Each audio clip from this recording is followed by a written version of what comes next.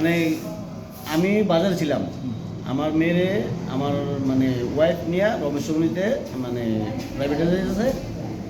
তারপরে মানে সন্ধ্যা 6টা 6:30 আমি বাজারে ছিলাম, আমার ফোন করতে আসলো, মেয়ের মা দেয় নাই, যেহেতু বাবারে ফোন করলে বাবা এদিকে ঝামেলা হইল, এদিকে দিছে না।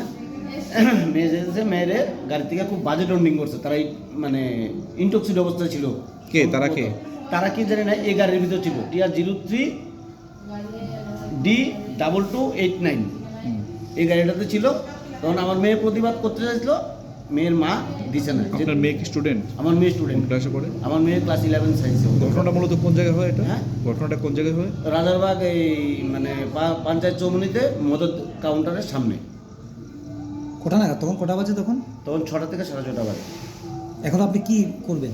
এখন আমি চাইছি যে একটা লিগাল একটা প্রসিং হোক, আমরা লিগে মহিলা থানাতে আইছি, যাতে একটা সুষ্ঠু একটা বিচার হয়, যাতে ওই জায়গাতে এমন ঘটনা না হয় বা ওই জায়গাতে একটা অ্যাকশন নেওয়া হয়। মেয়ে